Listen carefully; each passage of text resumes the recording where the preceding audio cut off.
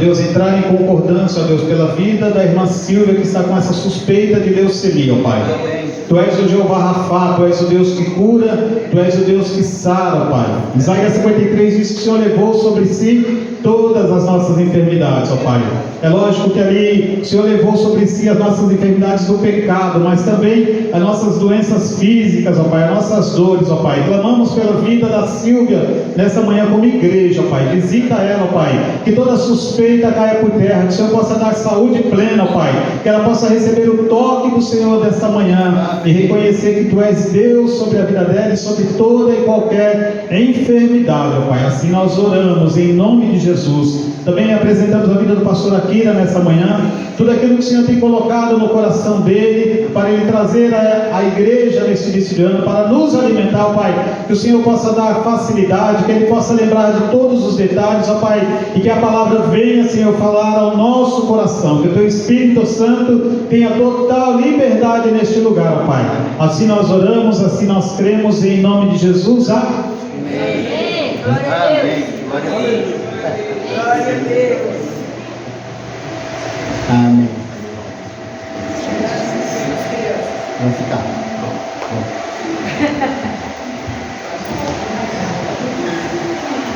Graça e paz, amados.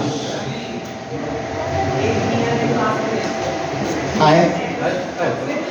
É uma mudança de escrito. Todas as crianças, venham, vamos orar.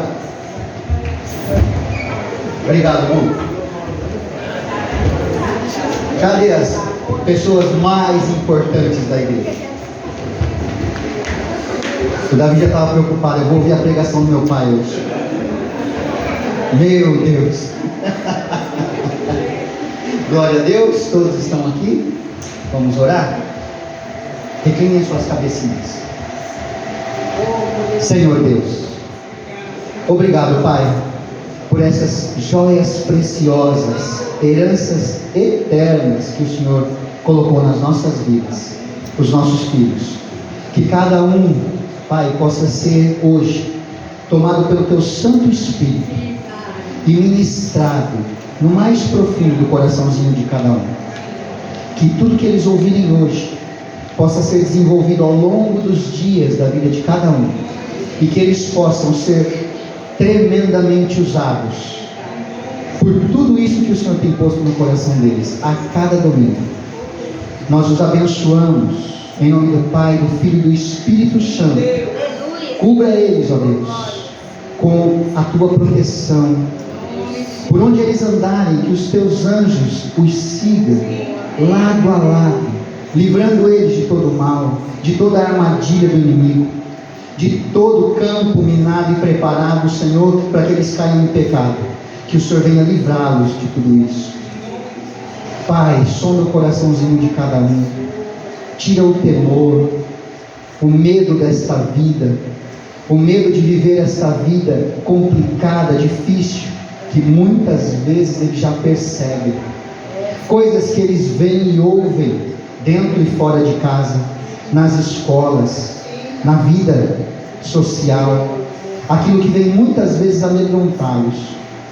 Que o único temor que eles tenham seja do Senhor, e que os medos deles, ó Pai, caiam por terra, porque eles têm o Senhor na vida deles, que é todo poderoso, que é sobre todas as coisas, e que eles podem se apegar a Ti. Deus, em nome de Jesus, coloca no coração deles quem é o Senhor, dá a eles entendimento, clareza de tudo que o Senhor pode fazer, para que eles possam ser firmados nessa rocha, que é o Senhor nas nossas vidas. Nós Te adoramos e nós Te glorificamos pela vida de cada um deles. Ser com cada um neste momento, Pai. Abençoa também a vida do Gu, que vai ministrar sobre a vida dessas crianças. Dê a ele sabedoria, dê a ele palavras, Pai, dê a ele entendimento de tudo aquilo que ele vai plantar, essa sementinha no coração das crianças, e que o Senhor possa usá-lo tremendamente, e desenvolve também no Gu, Senhor, um coração abençoador, um coração, Senhor, doutrinado, disciplinado para Te servir. Nós agradecemos pela vida do Gu e por tudo que ele tem feito também na tua obra. Em nome de Jesus. Amém. Amém. Glória a Deus. Aleluia. Louvado seja o Senhor. Glória a Deus. Aleluia. Deixa eu tirar o óculos para eu enxergar.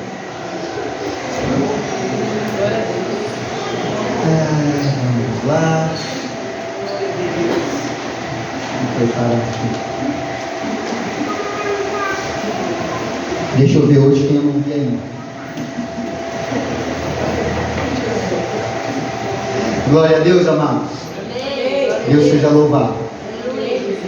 Nós temos visitantes, pessoas que estão vindo pela primeira vez.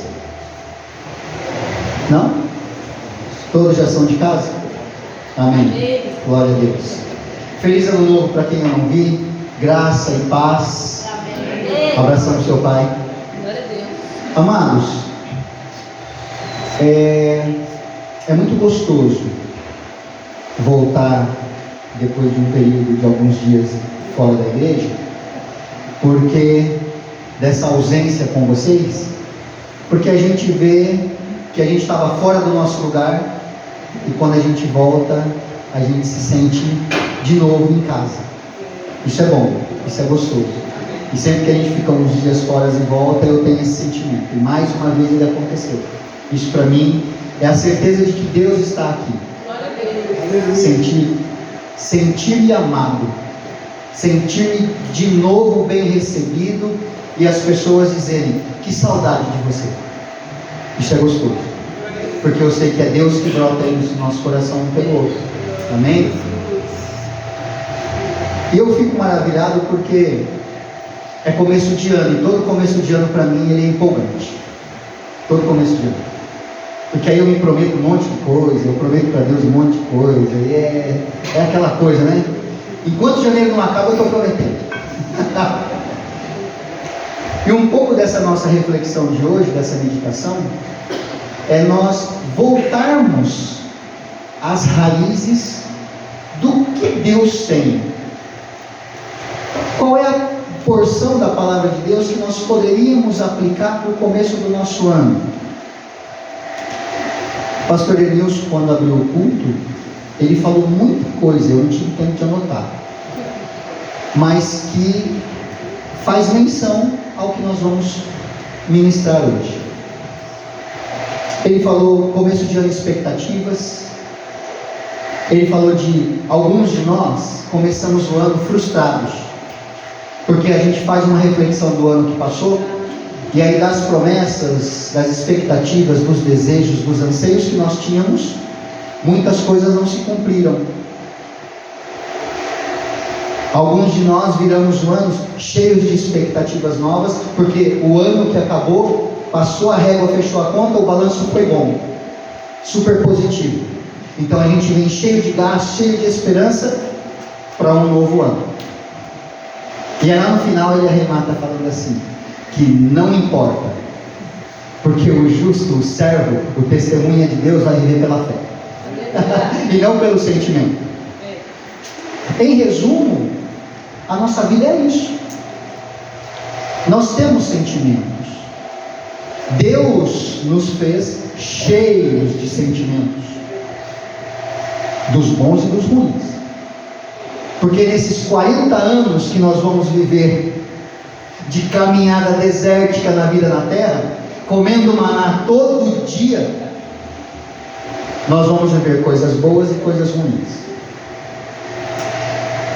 Eu corrigiria a minha fala se nós já tivéssemos glorificados, se nós já tivéssemos conhecimento de tudo, nós não viveríamos dessa forma. Os nossos sentimentos seriam sempre alegres, porque nós entenderíamos o propósito do Senhor, e nos momentos de deserto, de frustração, de angústia, nós saberíamos que é o momento que Ele está nos fortalecendo e nos forjando, e nós nos alegraríamos por isso. Só que aí a gente não é dessa forma. A gente esquece. Muitas vezes a gente perde a fé nesses momentos, E aí a gente tem momentos de fraqueza, tem momentos de desânimos. Mas a boa notícia é que isso faz parte desse enredo, faz parte de tudo isso que Deus preparou, porque é viver pela fé que vai nos levar aos céus. Aquele que não sustentar a fé e que não for forte para nos momentos difíceis continuar com fé e vivendo por ela, esse vai desistir. Aí esse não está, abro aspas, no meio daquele que é o vencedor, ao vencedor. Então não se deixe levar pelos seus sentimentos no momento, principalmente da angústia, no momento da aflição. Vem aquele sentimento triste, aquele sentimento de querer desistir, aquele sentimento de não vale para nada. Lembra, nós vivemos pela fé e não pelo sentimento. Por que eu estou reforçando isso?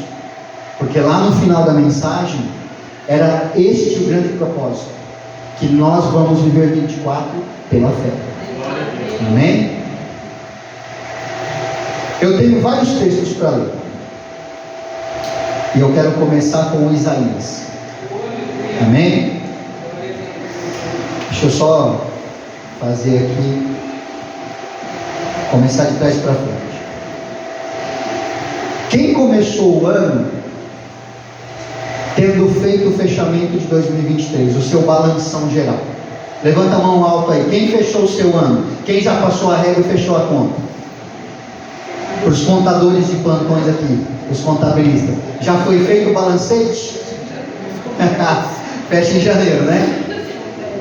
Mas para quem fechou, ou para quem está em vias, está praticando aí o seu balancete, quem acha que vai fechar o ano frustrado? Porque esse é um sentimento que pode acontecer. Porque o ciclo passado acabou no vermelho. Estou fazendo o fechamento e acho que vai ficar no vermelho. Tive mais perdas do que ganhos. Não consegui nem empatar o meu ano. Aguenta aí você.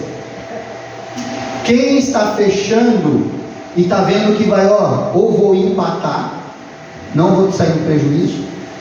E quem está fechando dizendo assim, foi um ano bom, lucros, bênçãos vieram.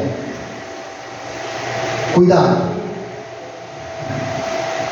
porque gerou conforto.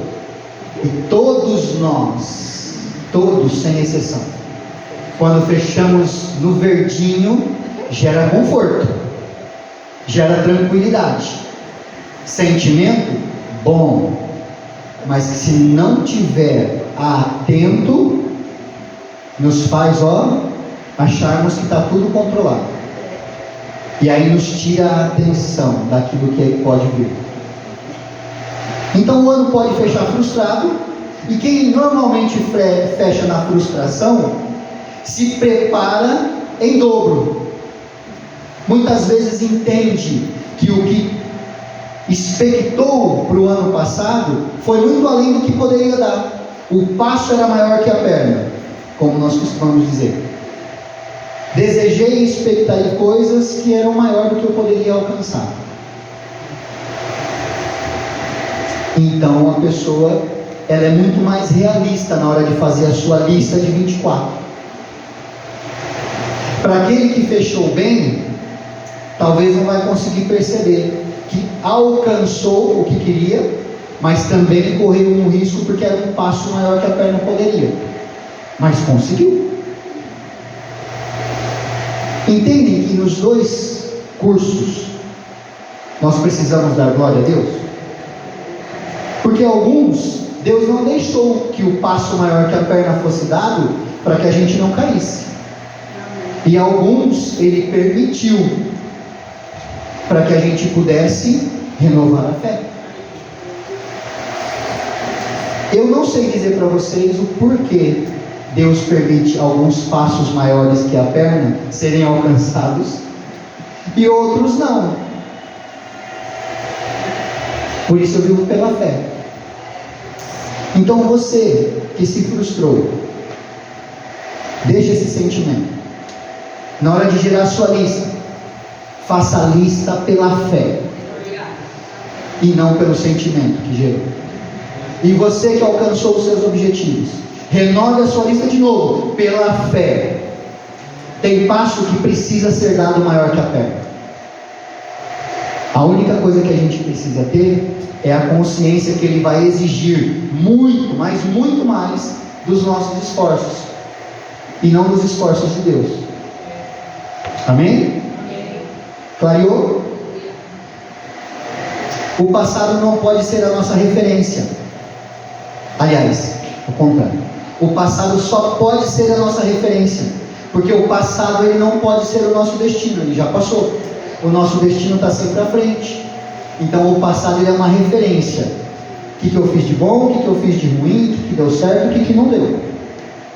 Mas o à frente, eu não sei nem medir se o que eu fiz no passado, se eu repetir este ano, vai dar certo de novo. A gente consegue dizer isso? Se eu fizer exatamente os mesmos esforços do ano passado, será que eu vou conseguir alcançar os meus objetivos desse ano? Não sei. Cada um dos irmãos talvez precise meditar sobre isso. Exatamente a mesma palavra que o pastor Denilson usou para abrir. Uma nova oportunidade está sendo dada a nós. E que neste momento, neste começo, nós tenhamos paz. O que nós precisamos buscar é paz, amados. Vocês vão ver na palavra que nós vamos ler que Deus vai nos renovar em todas as coisas, mas nós precisamos buscar paz.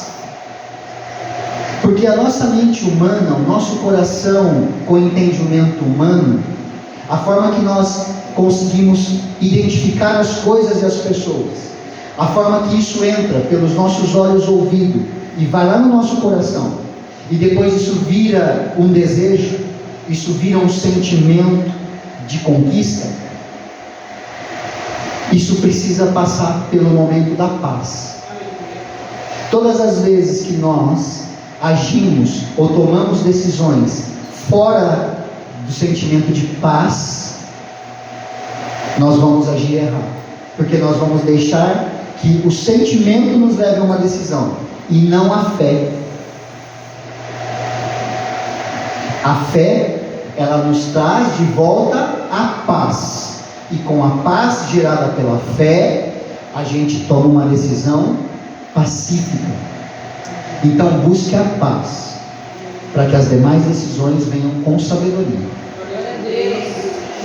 E se for dessa forma, 2024 vão ser cheios de momentos marcantes na nossa vida. Em todos os aspectos: espiritual, emocional, psicológico, e a partir daí toda a nossa vida terrena. Família, casamento, filhos, profissão, obra, tudo vão virar momentos marcantes na nossa vida.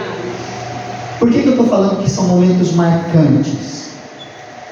Como que a palavra de Deus vai nos trazer depois e dizer assim, ó, Eliabe, por que você vai entender que esses momentos de 2024 você vai poder tomá-los como momentos marcantes? Porque você vai poder entender o agir de Deus, como é que Ele agiu. Porque quando você tomar decisões tendo paz, você vai entender o que Deus fez. Amém? Preparem-se para viver momentos marcantes em 2024. Mas só vai haver isso se você buscar a paz.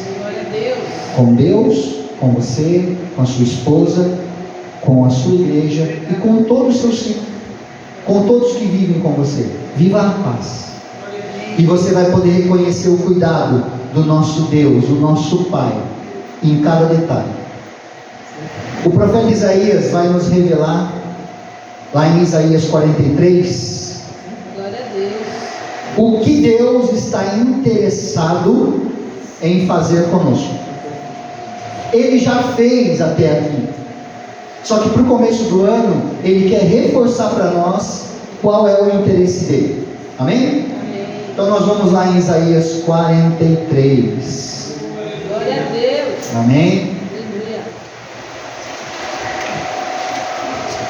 Nós vamos fazer 3 momentos dessa meditação. Aqui nós vamos viver alguns contextos. E eu quero que, durante a leitura, assim como nós já fizemos no último hino, que nós cantamos, abençoando ao irmão, quando eu estiver lendo, eu quero que você se coloque no papel desta Israel que nós vamos ler. Essa carta, ela é para mim e para você. Aleluia. Amém? Amém. Ela é para Israel? O país Israel? É. Nós somos parte integrante disso? Somos. Eu não quero que você leia e interprete hoje como Israel. Eu quero que você leia e interprete como você. Quem resgata Israel, amados? Deus. Só Deus pode resgatar. E a minha pergunta é: quem resgata a mim e a você? Deus. Só Deus para resgatar nós. Ninguém mais nos resgata. Aleluia. E esse resgate é para onde? Quem resgata, resgata algo ou alguém. Amém? Amém. Quem resgata, resgata de um ponto e o leva para outro. Amém? Quando a palavra de Deus diz que só Deus resgata Israel, está resgatando Israel da onde para onde? Está resgatando da terra e levando o povo de volta para o céu. Então ele está resgatando das mãos do diabo, do inimigo, e trazendo de volta para ele. Da onde Deus está resgatando a mim e a você? Dos nossos pecados, da nossa morte, das nossas transgressões, das nossas iniquidades. É dali que Ele vai nos resgatar. E para onde Ele vai nos levar? De volta para Ele. Amém? Aleluia. É nisso que eu quero que vocês se concentrem. Amém, Jesus. Vamos lá? Isaías 43. Eu vou ler em 3 partes separadas. Diz assim a palavra do Senhor. Calma, glória a Deus. Aleluia.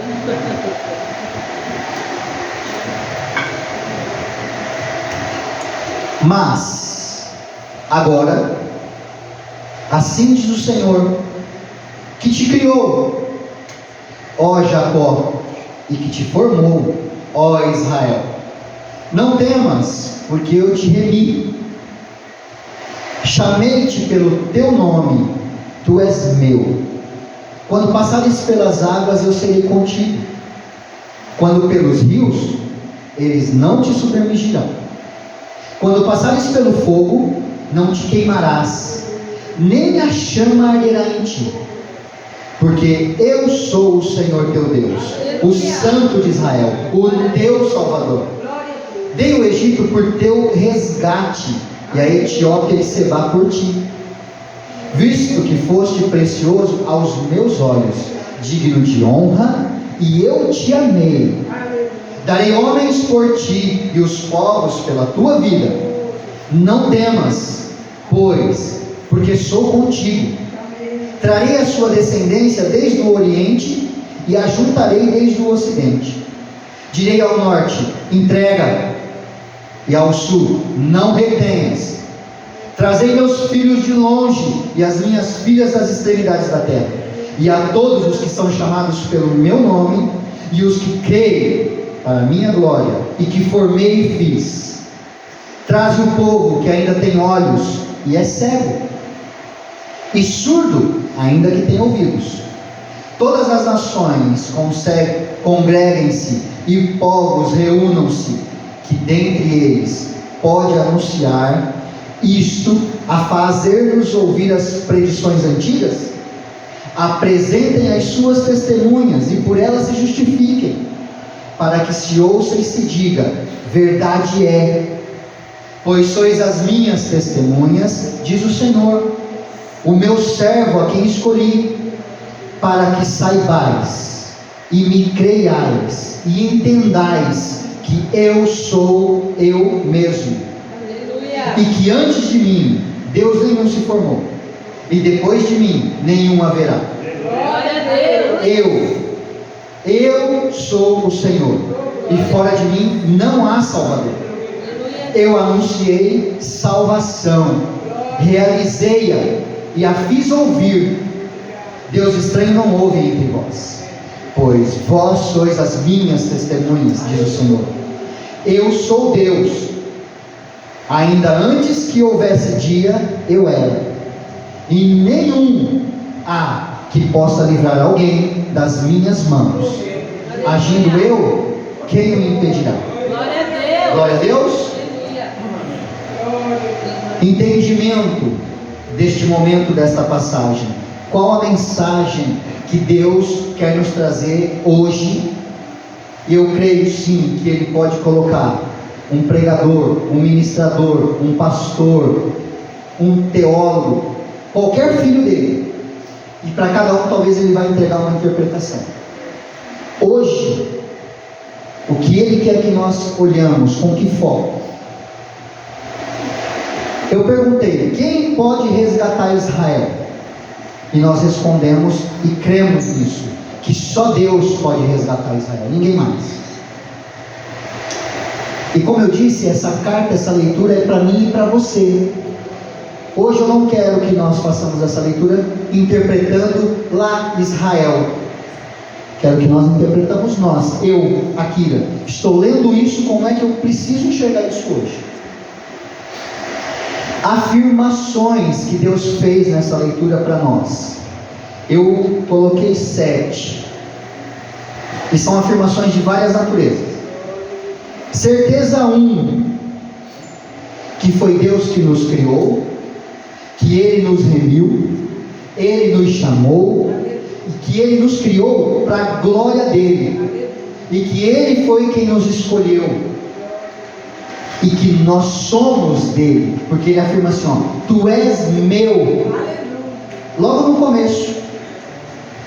Mas agora sim diz o Senhor, que te criou. Então Ele afirma que foi Ele que criou, te formou, te remi, te chamei pelo nome, tu és meu. Aleluia. Ele quer que você se lembre disso. 2024 está começando. Lembra quem te formou, quem te chamou, quem te escolheu, quem te amou. Foi esse o Deus soberano de todas as coisas. Glória a Deus. Essa é a certeza 1. Certeza 2, ele escreveu aqui, nas tribulações, e ele mostra a tribulação de duas formas.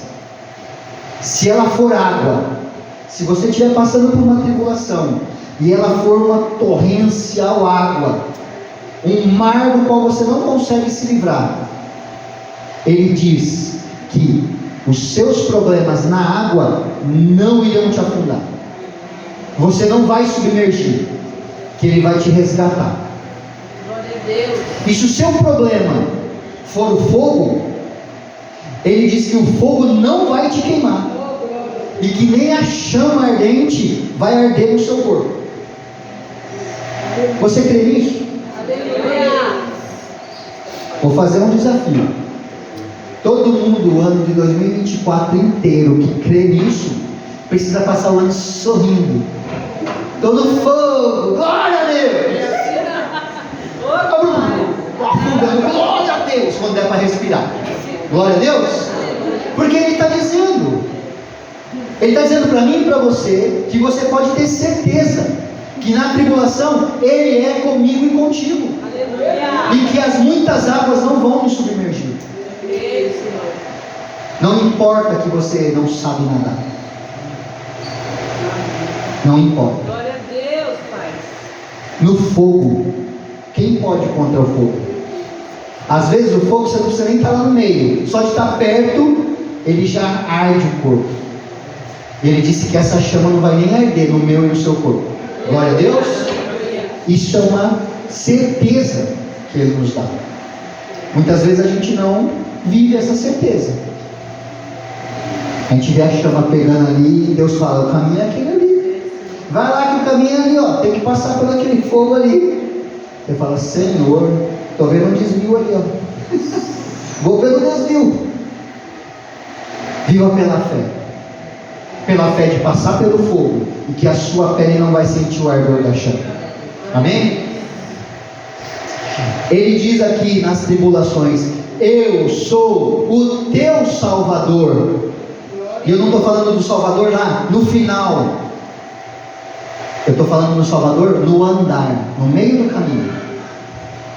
Terceira certeza: que tudo aquilo que é teu, Deus vai trazer e vai juntar. Ele diz assim: não temas, pois sou contigo, trarei a sua descendência desde o Oriente e a juntarei desde o Ocidente. E eu direi ao norte: entrega, porque não é teu o norte. E direi ao sul: não guarde, não retenhas, devolve. Por quê? Porque é do meu servo. Então aqui é certeza que tudo que é seu vai ser posto na sua mão. Então vou fazer mais nada não, vou sentar e vou esperar. Não, aguenta aí que lá no final tem a nossa parte para fazer. Deus vai fazer a dele, mas nós vamos fazer a nossa. Amém? Aleluia? Mas tenha certeza que aquilo que é teu, Deus vai trazer. Eu trarei e juntarei a sua descendência. Quando a gente fala de descendência, e lá no contexto aqui, ele estava falando para Israel que ele vai juntar o povo, porque Israel se esparramou pelo mundo afora, e ele vai trazer tudo de volta. O que é teu e é meu, quem esparrama? Nós. Deus dá todo dia. Deus abençoa com filhos, com trabalho, com saúde. Deus abençoa com tudo que a gente precisa, com todo esse maná, pastor. E a gente faz o quê? Esparrama. Assim como foi Israel. O Salvador veio, Israel não creu, se esparramou, e Deus prometeu que ia juntar. Então, não sejamos como eles foram. O que Deus está pondo na sua mão, não esparrama. Junta. E o que você não tiver força para juntar, Deus vai trazer de volta. É promessa, é certeza. Amém? Quarta certeza: propósito da criação e escolha de Deus. Ele diz na leitura assim: reúnam-se, vocês são servos meus, testemunhas minhas. Mas qual o propósito de nós nos reunirmos? De sermos servos e testemunhas de Deus. Qual é esse propósito? Ele diz ainda na leitura: para que saibam, para que creiam, para que entendam sobre mim. Então, na nossa caminhada em 2024, as nossas reuniões de santos, de servos, de testemunhas, ela tem que ser com esse propósito. Todas as vezes que nos reunirmos, nós precisamos nos reunirmos para que saibamos cada vez mais, creiamos cada vez mais sobre o nosso Deus, quem Ele é, como Ele age, o que Ele tem para a minha vida e para a vida do meu irmão, o que eu posso fazer para servir ao meu irmão, o que Deus quer que eu faça pela vida do outro, porque pela minha Ele vai fazer. Amém? Ele diz: eu sou o Senhor e fora de mim não há salvação. Amados, isso são certezas que o texto deu para nós. A quinta certeza, ele diz que Ele mesmo criou a salvação, e disso nós sabemos muito bem, porque Ele entregou o próprio Filho. O plano da salvação é dele, foi Ele quem fez. E Ele diz: eu o fiz ouvir sobre Ele, e eu o salvei. Ele está dizendo para mim e para vocês que Ele é o Criador da salvação. O plano de salvar a nós é dele. E aí a gente liga com a primeira certeza, que Ele nos criou Ele nos escolheu, Ele nos amou, Ele nos remiu e Ele nos salvou. No plano dele, Ele já tem e nos dá a certeza de que nós seremos salvos. Glória a Deus. Salvos se estivermos nele. A sexta certeza, que Deus era antes que houvesse um dia sequer. Ele já existia antes dos dias. No nosso entendimento, isso não existe. A gente só consegue perceber que algo existe a partir de um dia. Se não tiver dia antes, como é que pode existir? Mas ele diz: você não entende, mas eu já existia antes dos dias existirem. E você só entende coisas a partir da existência dos dias. Tanto que ele resumiu para o nosso pequeno entendimento que antes das coisas todas se formarem, o Espírito só pairava. E ele não se ateve a tentar descrever o mundo antes da formação da Terra, ou do universo que a gente conhece.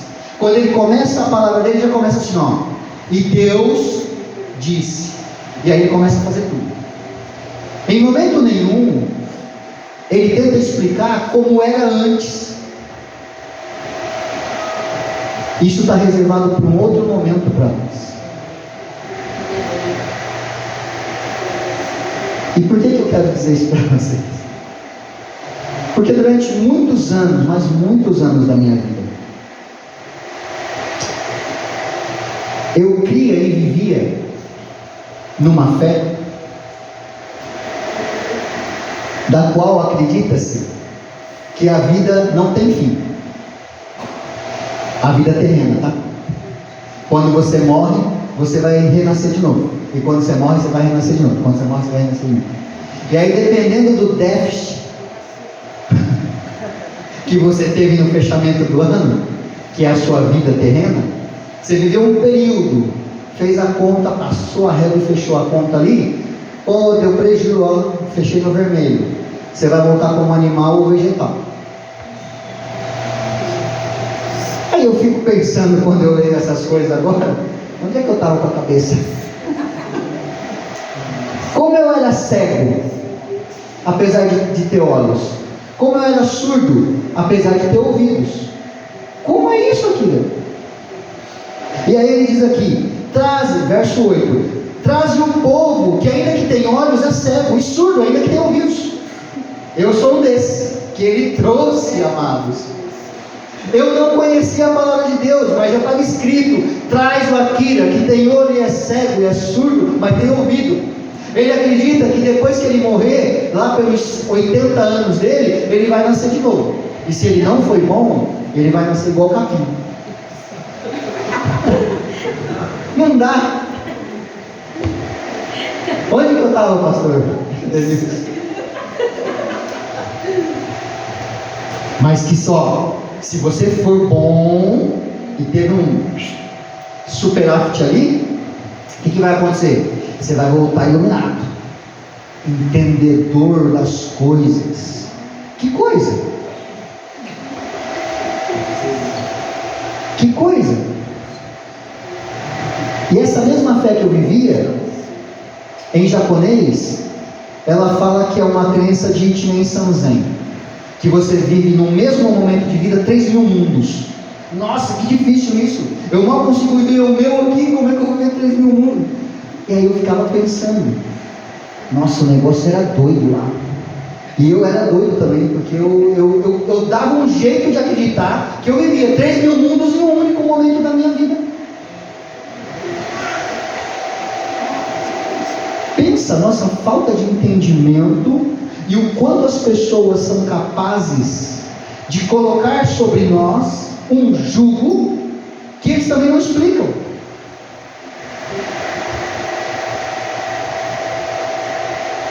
Só que essa fé que eu vivia, ela vive até hoje sem saber explicar como tudo começou. E ela não sabe explicar como tudo vai acabar. E aí ela enfatiza aqui, Você não tem que se apegar a como eram as coisas, ou da onde vieram, e nem para onde vão. Ué, como não? Agora, com essa clareza que eu tenho, eu me pergunto, como não? Porque eu não queria voltar como um alface ou como uma grama. Então eu deveria saber de onde eu vim, como é que eu tenho que viver para poder saber para onde eu vou. Porque alface e grama é que eu não quero virar. Não dá. Agora eu tenho um Deus que diz assim, olha, eu formei todas as coisas que você vê. Vai lá na primeira página da minha palavra, que eu vou te explicar como que eu fiz cada uma de todas essas coisas. E com que propósito eu fiz cada uma delas.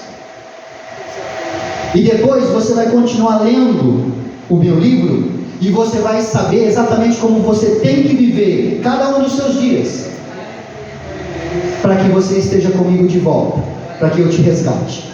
É isso. Olha como é mais fácil de entender. E eu não vou mais virar grama nem alface. Glória a Deus. Eu sou o santo do Senhor. É isso. Ele disse que Ele me escolheu. Ele disse que foi Ele que me fez. Então eu sei de onde eu vim. Aleluia. Olha que lindo. Imagina você falar para o seu filho que você não sabe de onde ele veio. Ele veio de tu. Amado, se o seu filho perguntar, papai, de onde eu vim? Você veio de mim. Você veio da sua mãe. Quando eu pergunto para Deus, Deus, de onde eu vim? Ele fala, eu te criei. Glória a Deus. Olha que lindo. E eu vivia numa fé que eu falava, gente, de onde eu vim? Sei não. Para onde que eu vou? Sei não. Só vive fazendo bem, para que você não vire alface ou grama. Não dá. Amém, amados? Deus era antes que houvesse um dia sequer. E não há ninguém que possa livrar alguém das mãos de Deus. Essa é a sexta certeza que esse texto nos traz. Eu era muito antes de qualquer coisa, e ninguém é capaz de tirar outra pessoa da minha mão. Tudo que existe é meu. Acreditando ou não em mim, é meu.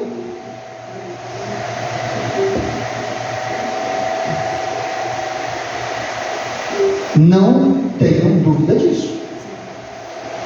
Os nossos amigos e familiares que não creem em Deus, são de Deus. Glória a Deus. E nós não temos como tirá-los das mãos de Deus. Ah, então peraí. Alguém vai pensar, né? Peraí, então o negócio está ficando bom agora. Se os meus familiares, os meus amigos queridos, que não são de Deus, porque eles ainda não aceitaram a Jesus, estão na mão de Deus, e a gente, ninguém vai poder tirar, então será que eu posso interpretar que, opa, já está garantido, eles estão com Deus?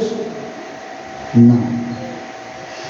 Tudo pertence a Deus. Deus é soberano sobre todas as coisas, porque foi Ele que criou tudo, inclusive o nosso inimigo. E Ele, mesmo não crendo em Deus, apesar, Ele crê. Ele só é enfurecido porque Ele sabe qual é o fim. E Ele sabe que o fim dele não é igual ao nosso. Mas Ele crê. Olha que estranho. O que já está condenado, ele conhece essa palavra, ele crê, ele sabe que contra Deus ele não pode, por isso ele não é inimigo do Senhor, ele é inimigo meu e seu, e ele tenta tirar você e eu das mãos de Deus. Ué, mas então ele pode tirar a gente da mão de Deus? Quando a palavra de Deus diz que ninguém pode tirar da mão, é do propósito. Só que Deus deu a nós, única e exclusivamente a nós, o livre-arbítrio. E esse livre-arbítrio nos leva para longe de Deus. Quem é que esparrama as nossas descendências? Nós. Quem é que nos tira da mão de Deus? Nós. Escolha nossa. Um pouquinho mais para frente nós vamos entender. Mas eu creio que todos nós já entendemos.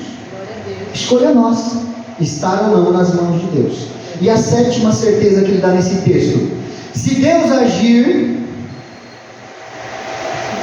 agir, eu vou ler de novo. Ainda antes que houvesse dia, eu era, e nenhum há que possa livrar alguém das minhas mãos. Agindo eu, diz a palavra, quem o impedirá? Ninguém. O que eu quero chamar a atenção aqui, amados? O texto diz assim, ó: agindo eu quem? Deus. Quem me impedirá? É isso que ele está falando? Agindo eu, quem me impedirá? Ou agindo eu, quem o impedirá? Então o agir de Deus não é sobre ele, é sobre mim e sobre você.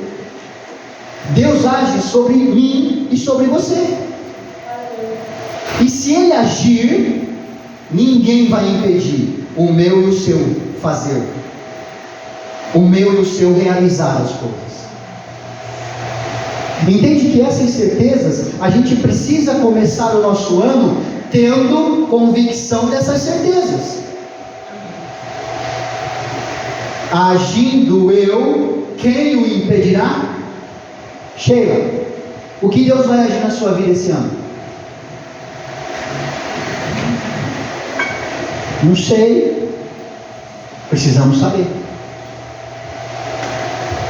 Adri, Rubão, Sil, Fê, de que forma Deus vai agir na vida de vocês? De que forma Deus vai agir na nossa igreja? De que forma Deus vai agir na minha e na sua vida, nas nossas profissões, dentro dos nossos casamentos?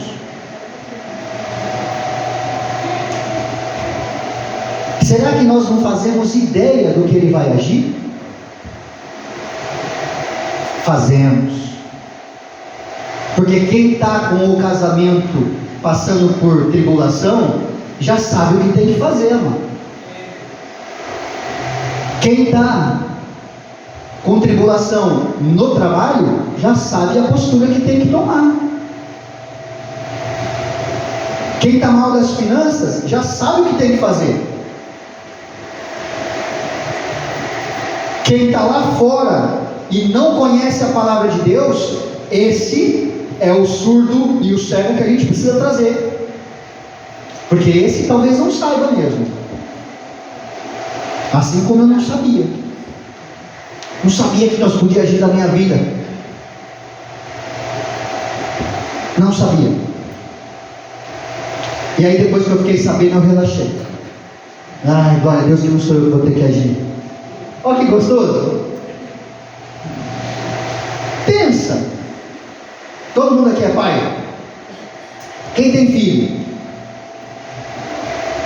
Casa à noite apagada, filho dormindo, tudo tranquilo, você sai apagando tudo, aí você olha aquela última olhada no quarto e fala assim: ei, vida boa, né? Queria eu ser criança com o entendimento que eu tenho hoje. Não precisa acordar cedo, não precisa trabalhar. Para tomar banho, eu vou esquecer, porque meu pai vai me lembrar. Escovar dente, só se ele mandar. Filho, só faz se o pai mandar. Eu tenho 2 em casa assim. Até para comer. Ô criançada, está na hora, está na mesa, vamos comer. Pai, só um minutinho, está acabando o jogo. Não, está na hora de comer, vai esfriar. Entendem que nós, na posição de pais, nós declaramos para os nossos filhos tudo o que eles precisam fazer, e depois que eles ficam crescidos, barbados, casados, a gente ainda tem vontade de dar pitaco. Não é assim? A gente está pronto para dizer para os filhos tudo o que eles têm que fazer. Ó, como é bom saber que eu tenho um pai e que está pronto para dizer tudo o que eu preciso fazer. Amém? E por que eu vou me preocupar?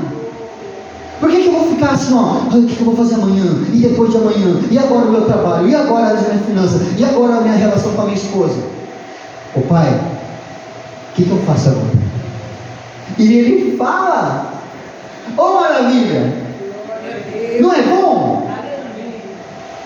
Eu fiz uma conta com os meus amigos lá, nós somos engenheiros, fizemos uma conta. Que se nós fôssemos sábios desde pequeno, a gente não quer casar e não quer sair de casa. E se quando fosse para sair, ia ser, sei lá, depois dos 40. Porque a gente ia comer, dormir, beber, lavadeira, passadeira, tudo de graça.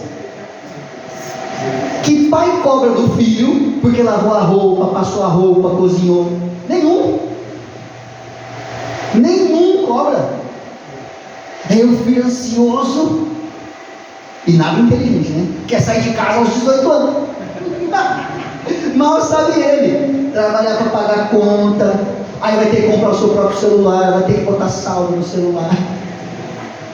Aí vai ter que lavar roupa, não sei lavar. Vai meio sujo mesmo. Tem que passar roupa, não sabe nem pegar no ferro. E a gente está louco para sair de casa. Aí depois que a gente fica um pouquinho inteligente, a gente fez a conta e falou assim: se eu ganhasse do meu pai 200 todo mês e tivesse guardado tudo, eu já estava rico na hora de sair de casa. Mas não ia sair não. A vida é boa. Agora você pensa, você como pai e mãe, qual é a sua herança para o seu filho? É pequenininha. A minha para o meu filho é pequenininha ainda. Deu para fazer ainda não.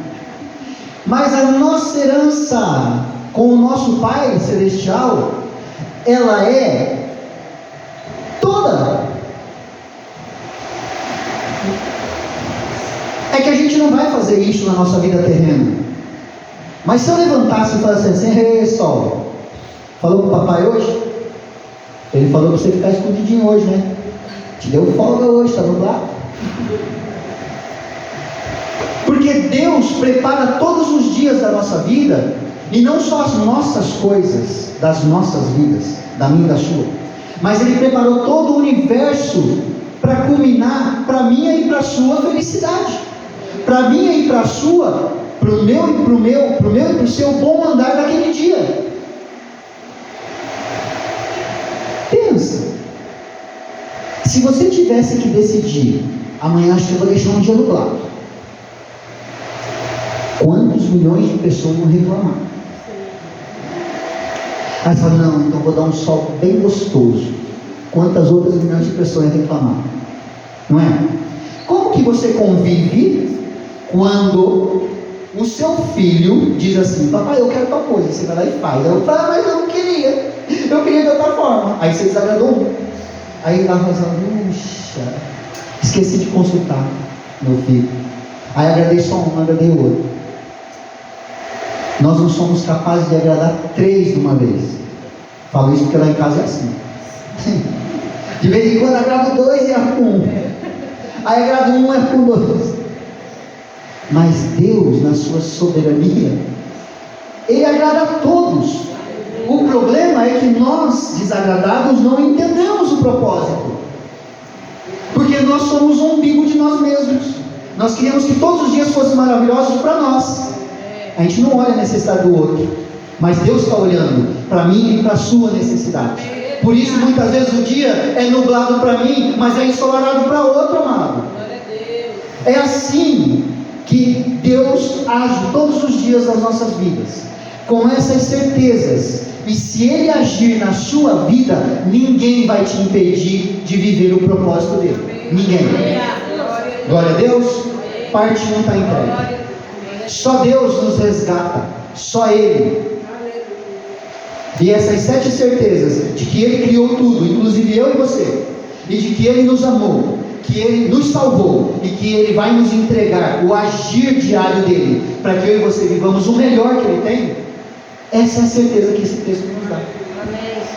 Se apegue a Ele, se aposse desse texto, de tudo que Ele traz, e faça os seus planos para 2024. Glória a Deus. Aleluia. Parte 2, do verso 14 ao 21. Deus nos criou, nos formou, e Ele disse que Ele fez isso para a glória dEle. Está lá no verso 7. Todos que chamados pelo meu nome, eu os criei para a minha glória, foi que eu os formei e fiz. Então Ele nos criou, nos formou, mas nós fomos perdidos. Nós fomos subjugados, porque lá no paraíso, lá no Éden, alguém errou e aí tudo aconteceu. Então nós somos prisioneiros.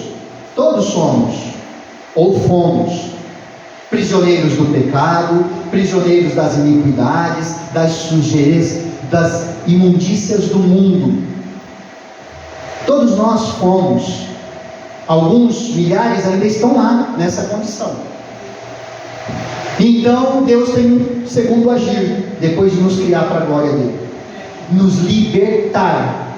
E aí o texto diz assim: assim diz o Senhor, o que vos redime, o Santo de Israel: por amor de vós enviarei inimigos contra a Babilônia, e a todos os de lá farei embarcar como fugitivos, isto é, os caldeus, nos navios com os quais se vangloriavam.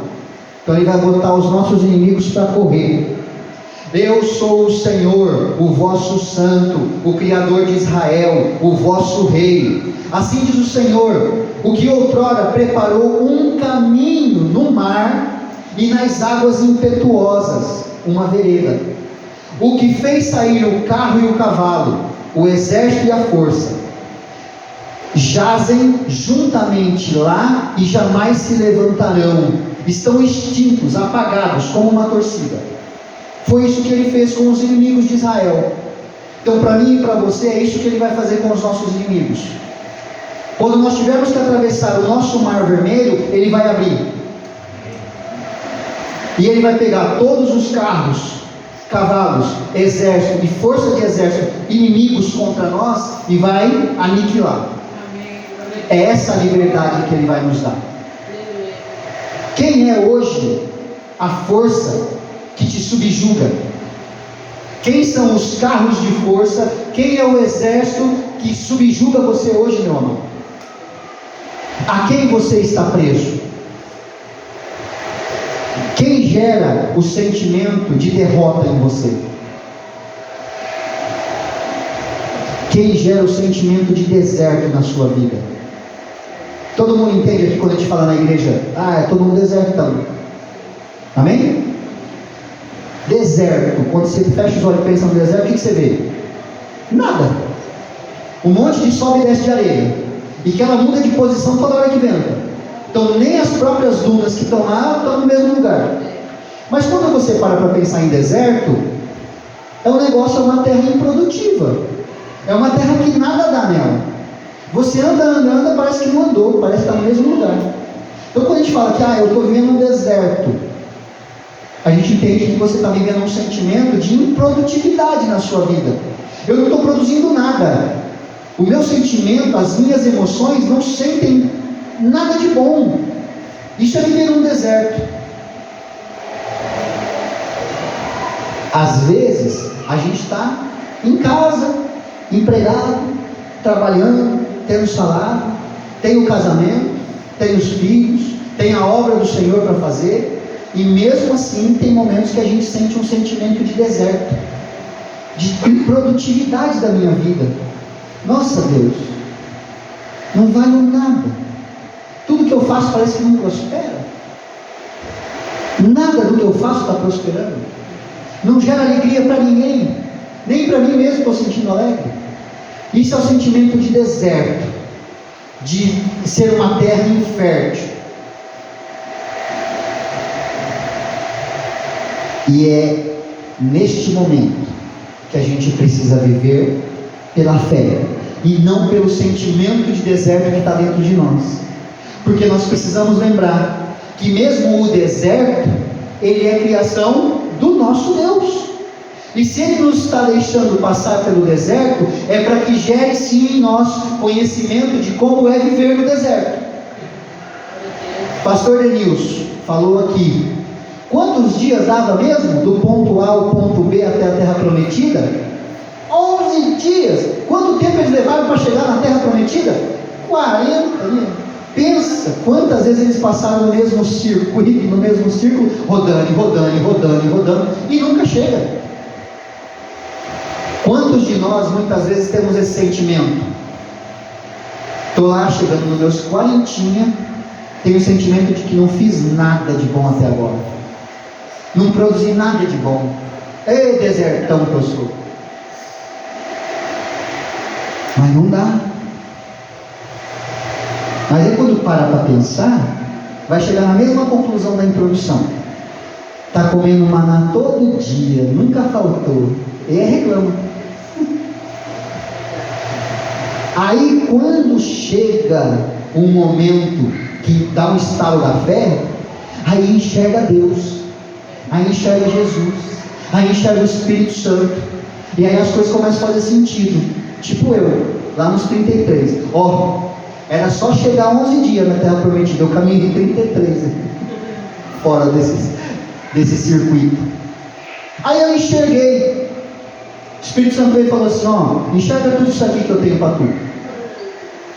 Eu falei: como é bom ter um pai que me diz o que eu tenho que fazer, e que quando eu tentei com todas as minhas forças me sustentar, e eu vi que não dava, ele vem e me ampara. Ele diz assim: te pus habilidades, te pus conhecimento, te pus inteligência, te pus força física, vai lá agora trabalha um pouquinho, sai de casa um pouquinho agora, vai lá. Olha como é bom. Ele me liberta das coisas que eu sinto negativas, das coisas que eu não vivo pela fé, mas vivo pelo sentimento de derrota que as situações me trazem. E não é isso que ele quer. Então, ele que fez sair o carro e o cavalo, o exército e a força, ele matou esses inimigos, levou, extinguiu, estão apagados. E é o que ele faz por nós todos os dias. Não vos lembreis das coisas passadas, nem considerei as antigas. Olha o que ele nos pede. Esquece o passado. Foi sofrido, mas esquece. Foi bom, lembrou que foi bom? Ficou com gostinho? Mas acabou, é passado do mesmo jeito. Eu tenho um propósito novo. O dia de amanhã é um novo propósito. Eis que faço coisa nova, verso 19, que está saindo à luz, porventura não o percebeis? E eis que porei um caminho no deserto. Olha como é lindo isso. Deus nos criou na primeira parte, nos chamou, nos amou para a glória dele. Na segunda parte ele está falando que ele vai nos libertar. E num processo de libertação, ele fala: lá no deserto que você vai estar. Olha o verso 19, a segunda parte, ele fala assim: eis que porei um caminho no deserto e rios. Pensa, você está rodando no meio do nada, você está em cima da duna, olha para o lado, só vê duna, não vê nada que te sirva de bom, e aí Deus vem e fala assim: vou pôr um caminho para te mostrar onde é a saída desse deserto aí. E já que o deserto é sofrido, eu vou te dar um pouquinho d'água. Vou pôr um rio. Os animais do campo me glorificarão, os chacais e os filhotes das avestruzes também me glorificarão, porque porei água no deserto e rios no ermo, para dar de beber ao meu povo, ao meu escolhido, ao povo que formei para mim. Deus nos formou para Ele, não para nós mesmos, para celebrar o meu louvor. E aqui acaba a segunda parte. Então na primeira ele falou que nos fez, nos remiu e nos salvou para a glória dele. Para libertar nós, ele fala que ele nos liberta, lá no começo do verso 14, por amor a nós. É por nos amar que Deus vem e nos liberta. E no final desse trecho ele diz assim: eu vou libertar você por amor a você, para que você louve a mim. Aleluia. Então eu vou ser repetitivo de novo. Quando Deus nos formou, Ele formou por amor a Ele, para nós glorificarmos a Ele. No meio desse trajeto, Deus tem que nos libertar, e essa liberdade Ele faz por amor a nós, para que no final a gente glorifique a Ele. E a terceira parte, do 22 ao 28, é a parte do nosso dia a dia, porque ele fala assim: a misericórdia do Senhor nos cria, nos liberta do pecado, mas todos os dias ele usa de misericórdia. Ele diz assim: contudo, não me tens invocado você, ó Jacó, e de mim te cansastes, ó Israel. Não me trouxeste o gado miúdo dos teus holocaustos, nem me honrastes com os teus sacrifícios. Não te dei trabalho com ofertas de manjares, nem te cansei com incenso. Conseguem entender isso, gente? Ele está dizendo que eu e tu, nós não temos invocado a Ele, e que Ele sente que nós nos cansamos dele, que nós não estamos levando a Ele o gado miúdo, as ofertas, e nem o cheiro suave, porque Ele fala: eu nem te cansei e não te dei trabalho para me trazer manjares e incenso. Se a gente for lá em Levíticos 2, ele explica isso, que antes, para fazer o holocausto, eles levavam o cordeiro, ou o gado, o mais miúdo, e também o incenso, que exala o aroma. Então, existia por parte do homem fazer um sacrifício para poder ofertar a Deus. E Deus está falando aqui que Ele usa de misericórdia porque nós paramos de fazer. Nós não estamos invocando, nós estamos cansados dele, nós não estamos levando as ofertas ao Senhor. Essas ofertas, não estou falando do dinheiro na igreja, tá? Oferta de louvor, oferta de estar com Ele, de ofertar a nossa vida a Ele. Não me comprastes por dinheiro cana aromática, nem com a gordura dos teus sacrifícios me satisfizestes, mas porventura me destes trabalho com os teus pecados e me cansastes com as tuas iniquidades. Esse é nós na fita. Esses somos nós. Nos reconhecemos? Essa é a parte dura da pregação de hoje, porque esse é o real, eu e tu. É o que a gente faz todo dia. A gente esquece do Pai, a gente não clama por Ele, a gente não busca a companhia dEle. Mas eu busco, por que você está me julgando? Não sou eu que estou te julgando. Essa palavra é viva e é para mim e para você. Assim como eu disse no início da leitura, esta carta hoje precisa ser interpretada por mim e por você, como ela é direta para nós. Deus nos fez e nos amou, nos salvou, nos libertou, está matando todos os dias os nossos inimigos e pondo sobre a sola dos nossos pés, para que nós glorifiquemos a Ele. Mas Ele sabe que eu e você nos cansamos e não nos ofertamos a Ele. Ele sabe, Ele conhece o meu e o teu coração. E essa é a parte dura. E Ele diz assim: tu me cansastes com os teus pecados e as tuas iniquidades. Eu mesmo sou o que apago as tuas transgressões por amor de mim. Ele fala: eu só apago o que você faz porque eu me amo. E aí talvez a gente vai dizer assim: então ele é egoísta. Não, quando ele diz que ele se ama, é porque ele quer voltar na primeira parte do texto. Por que Deus nos criou? Por amor a Ele. Foi por amar a si próprio que Deus fez a nós como criaturas dele. E aí Ele nos fez e nos amou. Quando Ele nos liberta, é porque Ele nos ama. Mas quando Ele usa de misericórdia sobre nós, não é porque Ele nos ama, é porque Ele ama muito mais a Ele, e Ele é fiel a Ele. Por isso Ele nos renova, porque se Ele fosse por nós, Ele não usaria da misericórdia. Mas Ele fala: o meu amor é maior que o seu, infinitamente maior que o seu. E como eu preciso de você, e eu me amo, eu não quero ficar longe de você. Eu não quero sofrer porque eu vou ter que te matar. Imagina que Deus não usasse de misericórdia. Acabou todo mundo. Imagina o quanto Ele vai sofrer. Então é por amor a Ele que Ele tem misericórdia de nós.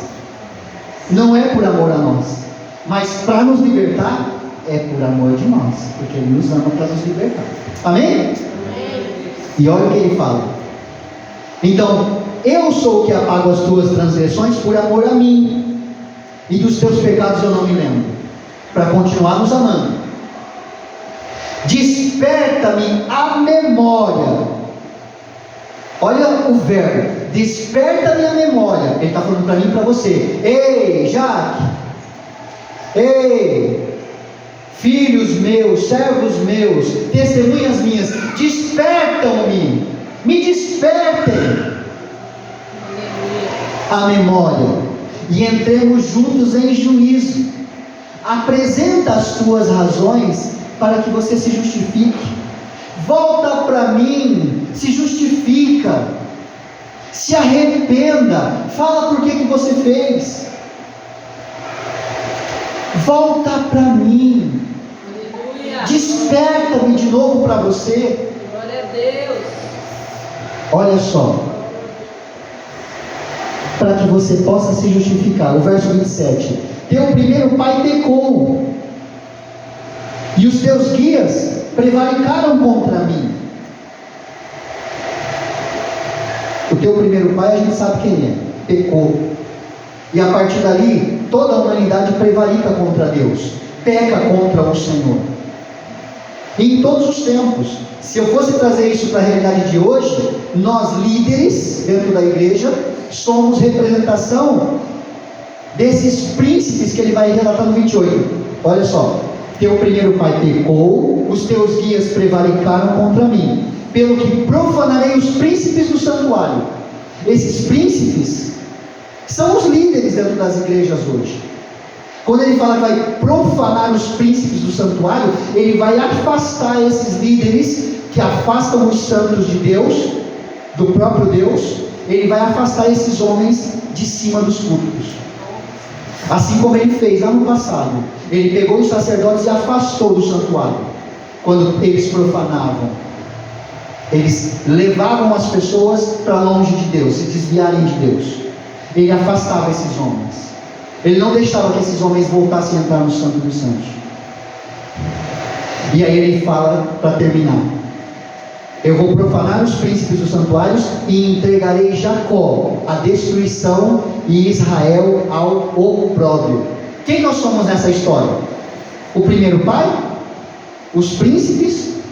Ou nós somos Israel? Nessa leitura nós somos Israel, amados, o qual Deus amou, selecionou e escolheu como nação para Ele. É isso que Ele fez conosco. E Ele diz que vai nos colocar no opróbrio. Volta aqui.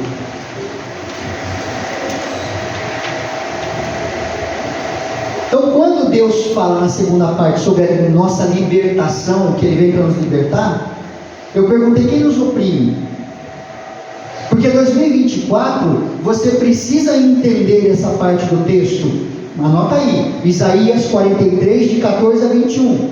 Leia todas as vezes que você se sentir oprimido, vem aqui e lê.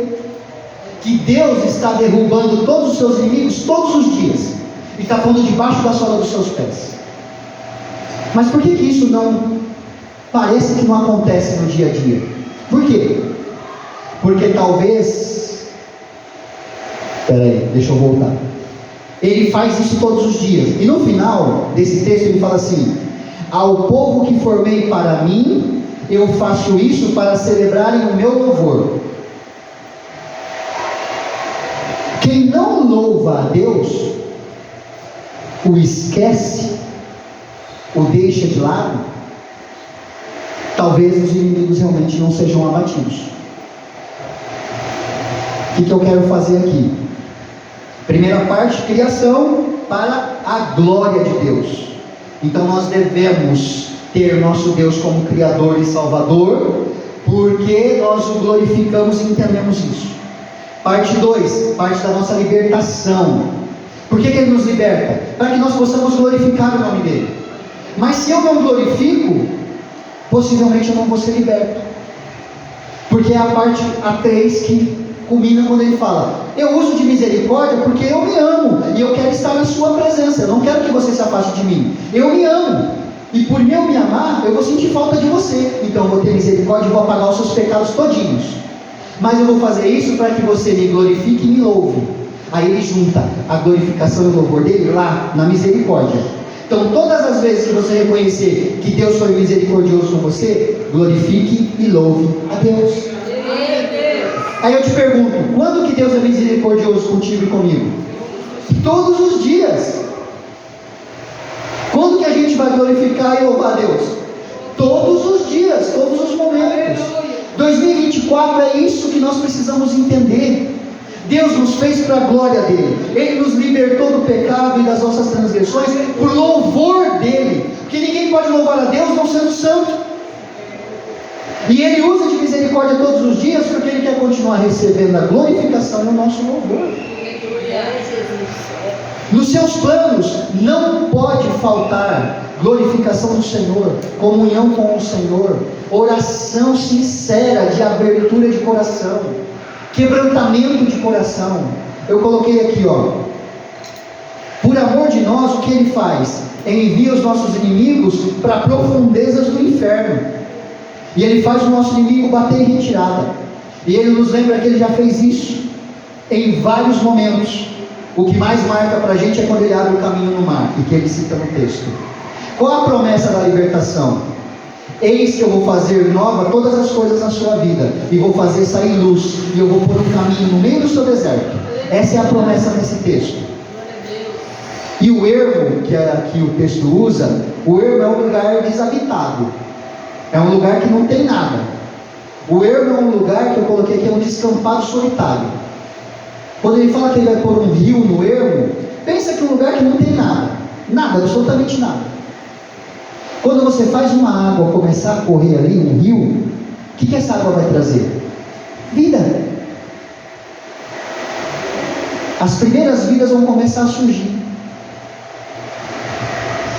Então, no nosso ermo da nossa vida, no deserto da nossa vida, ele vai abrir um caminho, e não só abrir um caminho, mas ele vai pôr um rio no meio desse caminho. Aleluia. Eu coloquei um coraçãozinho: darei de beber ao meu povo, ao meu escolhido. Então, qual o objetivo de Deus quando ele nos liberta? Para que a gente celebre com ele essa vida em abundância que ele nos dá. E o que ele nos pede?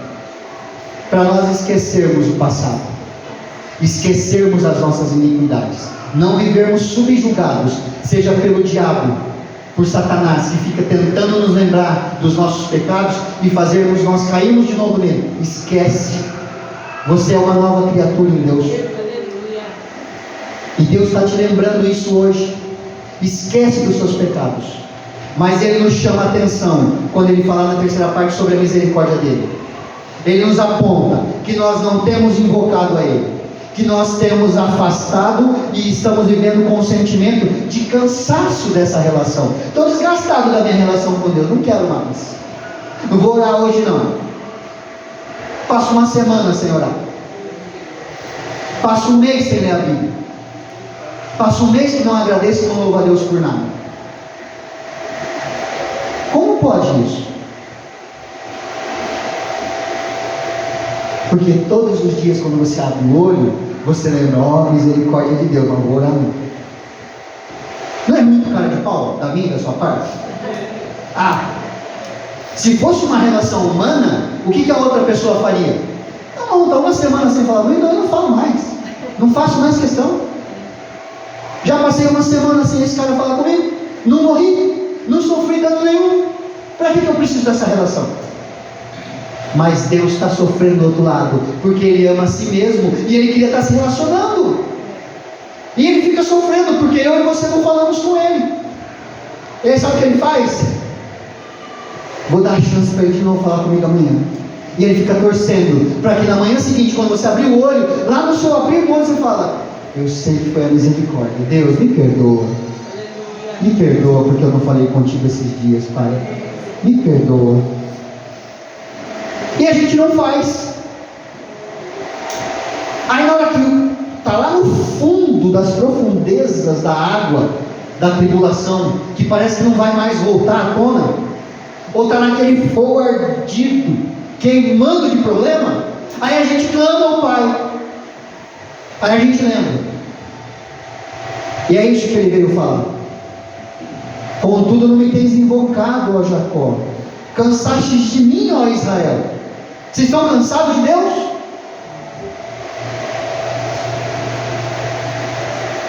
Se esse for o nosso comportamento, não invocar, estar cansado dele, não entregar a ele o louvor e a glória, não honrar a Deus, continuar dando trabalho com os nossos pecados e as nossas iniquidades, a consequência disso é o versos 27 e 28.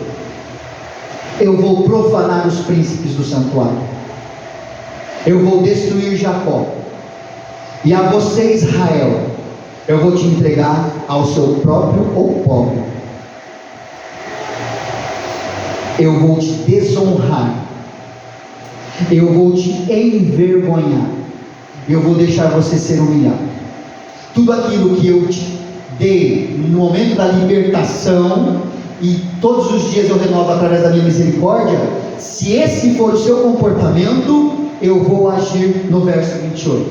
Eu vou entregar você a sua própria desonra, eu vou entregar você a sua própria humilhação. Porque eu te formei por amor de mim, eu te liberto por amor de você, e eu uso de misericórdia por amor de você e a mim. Eu te renovo todos os dias, para que você me honre e me glorifique. É assim que eu quero que vocês vivam 2024, amados. Essa é a mensagem do Senhor nesse texto para nós. Glória a Deus.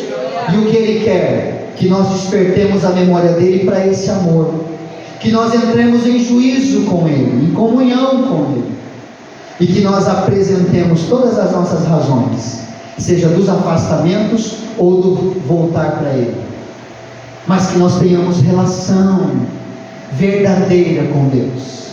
É o que Ele espera de nós. Amém? Glória a Deus. Dito isto, a minha pergunta agora para encerrar é: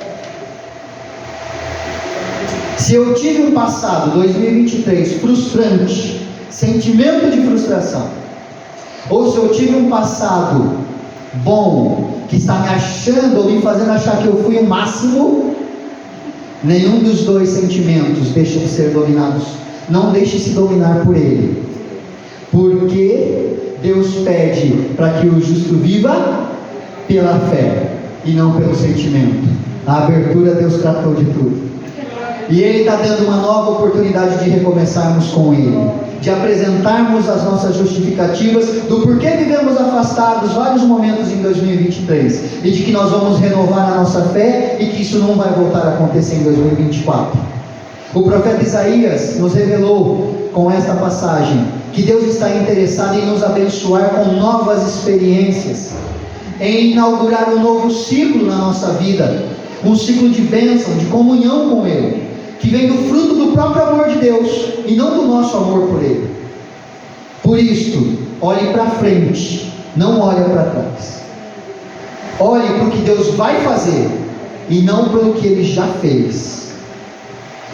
Viva pela fé, se aproprie do propósito de Deus na fé, e não no sentimento que as frustrações vão gerar em você, ou as possíveis felicidades. Não deixe viver pelo sentimento da vitória ou da derrota. Viva pela promessa de Deus em Isaías 43. E faça, pratique orações sinceras, revele o seu coração para Deus e deixe Ele encher você do Espírito Santo. E decida entregar a sua vida totalmente a Ele e viver o caminho que Ele propôs, e não os seus planos, o dele. Eu vou encerrar lendo o Isaías 44. Agora, pois, ouve, ó Jacó, servo meu, ó Israel, ó a cada um de vocês, a quem Deus escolheu e te criou. Diz assim o Senhor: eu te formei desde o ventre, e sou eu quem te ajudo. Não temas, servo meu, ó amado, a quem escolhi, porque derramarei água sobre o sedento e torrente sobre a terra seca.